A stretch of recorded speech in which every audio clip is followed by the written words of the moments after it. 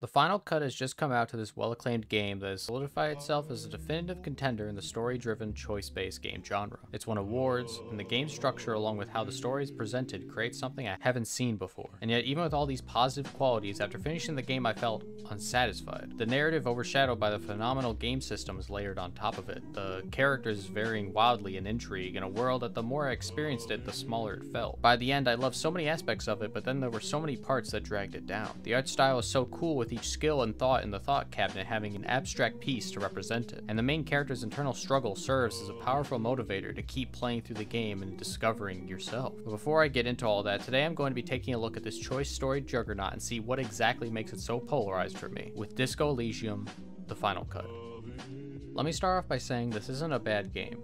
Even with the parts I don't like, it's far from being poorly done. For example, easily the strongest aspect of the game is the stat personality system and how it interacts with the dialogue environment. Disco Elysium innovates on its dialogue systems through its character sheet RPG level up features alongside traditional pen and paper style dialogue, with skill checks helping determine the extra information given to you. At the beginning of your playthrough of the game, you're given the choice of helping shape what kind of character you're playing. In other RPGs, this would include things that affect combat or the types of things you can say to characters you meet out in the world, but Disco Elysium takes it to a whole new level. This game isn't about combat, instead puts all of its gameplay elements through dialogue, and that is reflected in the choices you make to customize your character. There are 4 different attributes: intellect, psyche, physique, and motorics, with each attribute being broken up into 6 different skills. The amount of points put into each attribute determines the max level each individual skill within can be upgraded to. In my main playthrough, I went with the heavy intellect and psyche build and chose conceptualization as my signature skill, which increased that skill's max level by 1 on top of the 5 from my intellect stat. Normally in these types of games, stats like these would mostly only surface in the types of choices you can make in conversations, or the types of events you can attempt. But Disco Elysium takes the concept further, with the world itself being different for you depending on what skills you have leveled up. Some have more noticeable effects than others, but they all have an interesting sway on the game. Visual calculus gives you the ability to reconstruct scenes to figure out how and when things happened. Suggestion and empathy help you influence and better understand others during conversations. Or perception, which the more the skills leveled up, the more things you'll start to notice and be able to interact with in the open world. Like a pencil and paper style RPG, during conversations, passive skill checks may appear based on your stats to give some kind of info to the player, or sometimes just to add some flair to the conversation. If your drama stat is high, the skill will pop up frequently in conversations to help you discern whether someone is lying to you, and other times it will pop up just to make a comment about how you should try to be more boisterous or outgoing. And active skill checks take form as attempting things like fighting somebody, or jumping a ledge, or intimidating, these types of things. This aspect is where the game shines. The way you experience the story changes based on various skills providing input during conversations. But this system isn't perfect. The one major problem with the system is the design of each individual skill. Unfortunately, a lot of the skills will overlap or even downright make other skills useless. Many of the physique skills just give a less effective benefit of another skill. Shivers doesn't activate very often, and in those cases it overlaps with logic, which will help you out more. Half-light is a less effective version of empathy and suggestion. Even aside from comparison, some skills have rarely any use at all. Hand-eye coordination, for example, is rarely used in the game both passively and actively, which makes putting points into it feel less rewarding. Conceptualization is an interesting example because I actually liked having that skill high, even though it didn't necessarily help me out all that much. When you have a lot of conceptualization during dialogue, it'll tell you interesting ideas about the topic being discussed and the world around you, which helped add to the immersion. To be fair, a lot of the skills have this effect, but it feels unfortunate that aside from adding some cool lines of dialogue to see, that a good number of the skills don't serve much of a purpose. One skill I began to despise by the end of the game was encyclopedia, where its main function is just to interject into many conversations with info dumps. At some point it just felt overdone, and I began to skim over them instead of diving deep into what it was saying. Of course, this is a personal preference, and if you're really into the lore, this stat was probably something you'll like, but I feel like it adds to my point that it didn't really help my gameplay per se. Its only real function was to tell me random bits of info, which makes the experience a bit disjointed. It's a bit of a mix. Some skills were really cool, but others felt like they needed a bit more added to them in terms of uses and uniqueness. Though I think the one concept that felt the most underused was the thought cabinet. Throughout the game, you can find dialogue that will lead you to a new thought, which you can research in a tab called the thought cabinet. Essentially, you can choose for your character to think of an idea you encountered or learned about, which will give you some kind of bonus or downside while the thought process is happening. After the set amount of time, the thought will be complete, and you'll be given some kind of bonus to either your stats, or maybe you'll heal from seeing a certain kind of dialogue, these sorts of things. But I felt it was wasted that a lot of these thoughts just boil down to stat changes. This is the most disappointing when it comes to the character Measurehead. He is a racist that is blocking your path at one point in the game. Unless you either have a lot of strength or find another way into the docks, the only way past him is to pass a conceptualization check to subscribe to his advanced race theory. By choosing this option, you'll gain a new thought you can research about his kind of race theory, which if you complete the thought, he'll let you pass. I would think this action to have some major gameplay implications, like maybe I will inherently be angry at other races or just some kind of story and character impact, but after researching it, not only could you remove the thought with a skill point if you don't want it, but all it does is raise your conceptualization by 1 and increase your rhetoric cap. I feel like the thought cabinet should not just be another way to change your stats, but should have some real story gameplay effects, like maybe I can better connect with other advanced race theory people, or maybe after finding the room dedicated to a communist philosopher, I can now use that information in conversations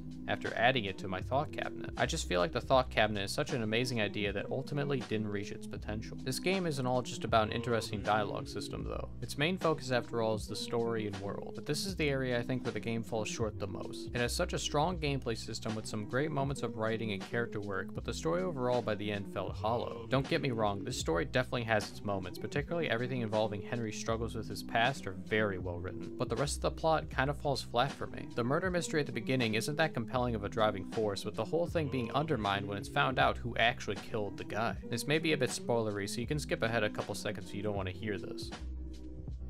But I felt like it was such a waste to make the story have a focus on this murder mystery and have some random old man who fought in a past war kill him. Sure, I get his motives, but it just seems like a worthless conclusion. He isn't that interesting of a character. By the end you meet him, he doesn't do anything memorable. It feels like a major part of the story was a waste of investment. But aside from the conclusion to the mystery, there was definitely some fun characters along the way, but I felt there weren't enough of these interesting characters.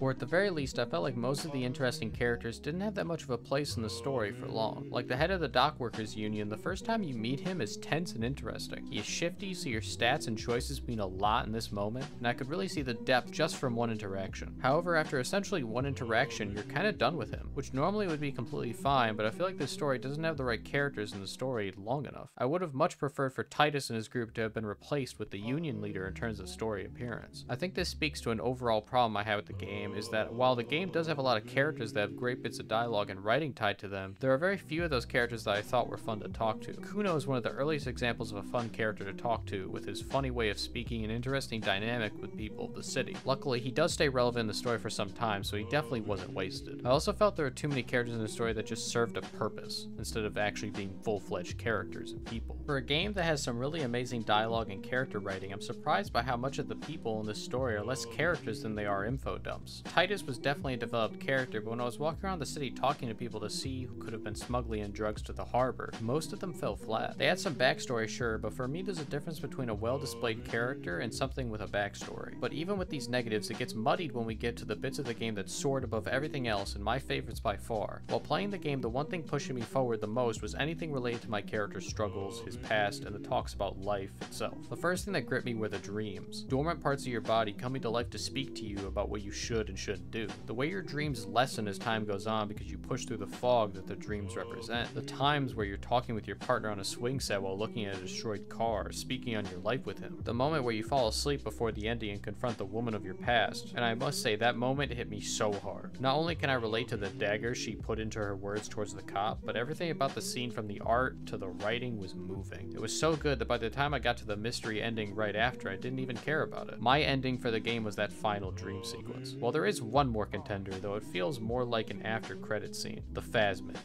which gives me a reason to talk about the philosophy of this game. I love philosophy for any intellectual discussion about our world, and this game delivers on that concept like no other game I've ever played. The best way to show just how good it is to discuss one of the main concepts of the game, which also happens to be the game's title, Disco Elysium. Even while writing the script and looking through the game, I'm learning more and more about what this story has to say about this concept. Your character and the people around you talk about disco. Henry has a fascination with it, and the characters that disdain him use it as an insult. Disco means I learn in Latin, making the title I Learn Elysium essentially, which is the name of the world the game's set in. But disco is also a passing fade that your character grips to, just like he grips to the past woman he loved that left him for another. The game world itself has a watercolor style to its artwork. At times, it almost bleeds into one another, just like Henry's life is, with his thoughts melting his sense of reality. Each and every character in the game will have a perspective on life to tell you about or show you through their actions. I can appreciate how morally gray and mature this game's story is. Its take on death, the portrayal of real human characters that, while some are better than others, they all feel rounded enough to be a real person. There were some parts of this game that I thought exceeded my expectations. The ideas and themes of the story are incredible. The voice acting and writing are top-notch. This game's character sheet is probably one of my favorite concepts for a story-driven game I've seen. The final dream sequence and Henry's personal story hit me hard in the feels, but character intrigue is half and half. The thought cabinet and character sheet implementation wasn't done to their potential. The actual ending and main driving plot of the story felt lacking compared to everything else surrounding it, but I'm definitely playing this game again. It's such a unique experience, and with the final cutout introducing political alignment as a full-fledged mechanic in the game, I gotta see how that interacts with the various systems. This game is the type of game I look forward to, but I hope for any sequels that come out after this that they're able to improve on the areas that need improvement. Maybe I'll bring up the final cut in the future if after more playtime it changes any of my thoughts. If you enjoyed, check out the playlist for more videos like this one. I hope to see you next time.